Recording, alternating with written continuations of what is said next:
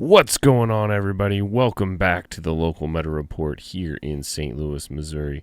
I, of course, am Andy, aka the assistant to the mayor of Lorcana and co-host of the Rules of Villainy podcast. This week, the mayor is off getting hitched, so I'm subbing in. We're going to go over, of course, the very first set champs that took place here in St. Louis. It was on Saturday. The triple case event at Impact Gaming Center. Huge shout out to Impact Gaming Center for having us, as well as Brando and Heath for casting with Vince and I. Had a ton of fun. And of course, a huge shout out to all of you who came out and competed in the event or watched from home and enjoyed in all of the action we got to bring to you live on YouTube and Twitch. Today we're going to be discussing the top 8 decks from this 26-person event. I'm going to try and keep it short here, so let's jump right in. All right, first up, we got in 8th place, we have Nick on Amber Steel. Nick is a friend of the podcast and a fellow content creator, so be sure to check them out at Lorcana Collections. They do a lot of fun, really awesome shorts content with his daughter, Lily. We'll have that link in the description, but this list here, Amber Steel, pretty standard, very similar to something like Sky runs. It has the Mulan for filtering. It has the aerial package, a couple extra chief Palutons. It is not running the Rhino package, but it does have a few Goliaths here, just that single Goliath. Notably, only 3 Lilos, 2 Mowglis, kind of an interesting number there. But overall, very strong list. I think we saw Amber Steel do pretty well in this tournament, at least the ones we saw on stream. But he took 8th place, and so congratulations to him. Let's move on to the next one here. In 7th place, we have Lady Brit from Team Snuggly Duckling here, playing Blurple. Again, fairly standard. Some decisions that had to be made there. We are running the one of Belle, so that is pretty cool. I'm fortunate enough to have an enchanted of the Belle, so I always try and squeeze that into my Blurple decks. Pretty nice. Only 3 Hades. Personally, I could never. Always looking to make that deal. We are running 3 Iagos and 3 Tiggers.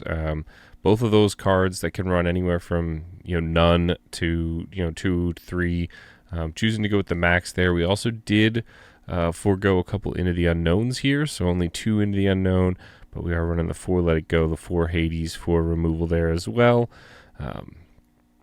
Pretty standard list. Congratulations, Britt, on 7th place. Let's move on. We have Golden Mickey winner Aiden. Of course, he made the top cut here. He was playing Dogs in this tournament. Emerald Amber. Not sure I see anything. Oh, we have the middle lady, if you will. 3 cost. When you play it, you could play 2 cost for free. That's a pretty interesting addition there, as well as 2 of these other big tramps, if you will. It's a Shift Tramp, 6 cost, Shift 4, 2, 8. And it says whenever one of your characters is banished, you may draw a card. So another really impactful character can help sing Under the Sea as like another shift line. Instead of shifting just on Lady, you can also shift on that little tramp. Definitely a very interesting addition, but we do see 4 of the Under the Sea, 2 of the Emerald Chromacon, a lot of the other useful gizmos and gadgets here. We went with a 3-2 Ursula Mowgli split. We did sneak in a 1 of Go-Go Tamago, which I love to see. I think that's a fun card here. But congratulations, Aiden, on 7th place here.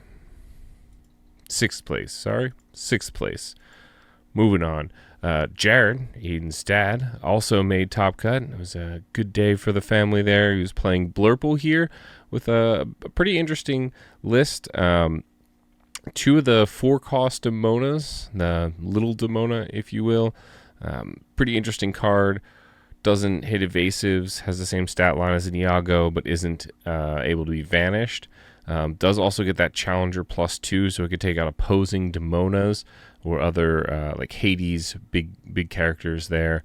Only 2 Dumbos and 2 Genies, so we had to fit room for some of these extra cards in here, but we were able to fit in 3 Tigger, 2 Wasabi, 2 of the medium Tammy, or I guess in this meta, the big Tammy, the only Tammy, because that is going to synergize well with the 2 ink runners that they have and the 4 Junior Woodchuck guidebooks that most Blurple lists will be running. We did fit in 1 Hypnotic Strength, and again, we're going with that 2 Into the Unknown, 4 Let It Go split here. So really interesting list. We actually saw on stream the Wasabi into an ink runner gaining allure for themselves to win the game, actually. So that was a fun little, bonus you get to do with it, besides just doing things like removing Chromacons or Webby's Diary from opponents' boards here. But congratulations to Jared on 5th place. I think we're at now. Yeah, we got it right this time. 5th place. So moving on, in 4th place, we saw another Blurple list. That's 3 if you're counting here. They had a pretty strong showing in the meta here in the top cut. A little less variety consolidated here for Lucas's list. We are running the Royal Guard over the Rafiki, 3 Cheshire, 3 Dumbo, 3 Genie, 3 Iago, 3 Tigger.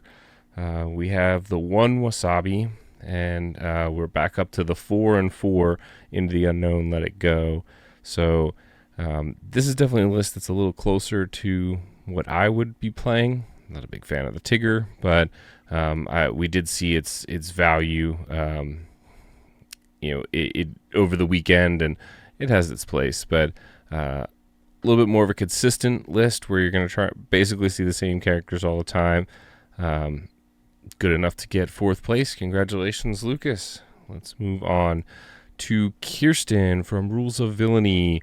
Made it in 3rd place here in the tournament with her Amber Steel list.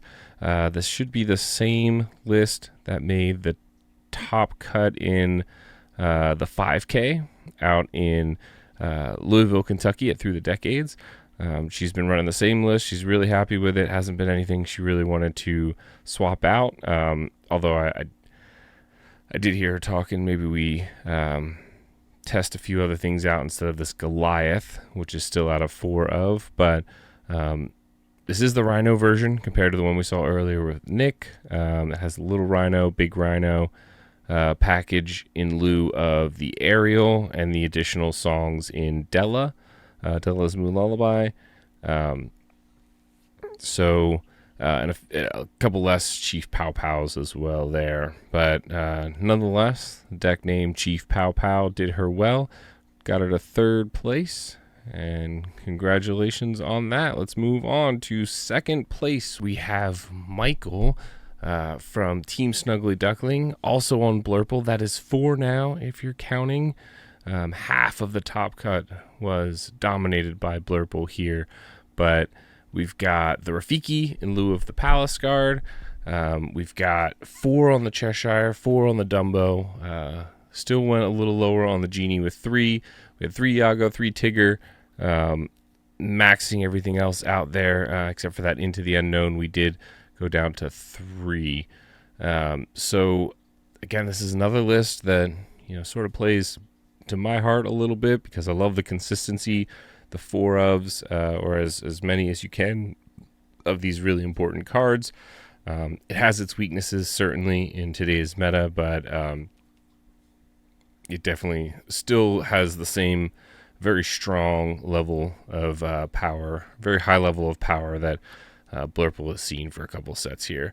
But 2nd place, not bad. Congratulations to Michael again. But in 1st place and the winner of that beautiful Tinkerbell playmat, the first one awarded out here in the St. Louis area goes to Tom C. On his dogs list.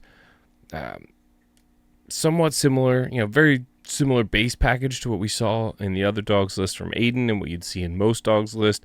Couple interesting choices here. We did go with the Daisy Duck, 4 of. We also went with more Ursula Mowgli, so there's 7 total as opposed to the 5 or 6 that you oftentimes see from maybe some other lists. We also went with 3 of the Mickey Mouse Amber Champion, which if you happen to catch that finals match on the stream, was a very important card. It was a card I was rooting for a bunch. We also saw it in several other matches as well. It can really swing the game. Just all of a sudden, your Daisy Ducks are 1/6s. Your Lilos that are coming back for free are 1/4s now. But we see a couple. We see the Delamoon Lullaby, the 4 Under the Sea, 2 Chromacons, which can be useful in those more challenge-oriented decks that it's a little harder to maybe under the sea them. But yeah, overall a very, very standard dogs list here with some good additions, I think, for this meta in the Daisy and the Mickey Mouse. Took him all the way to first place, masterfully piloted by Tom. Congratulations again on your first place victory. All right, and that is going to wrap up the first week of the Winter Spell Set Champions local meta report.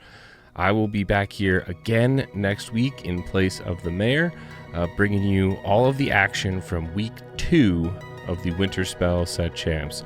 So be sure to like, subscribe, and ring that bell to be notified of all of the other amazing Rules Ability content we have coming at you over the next weeks. So we'll see you next week, villains.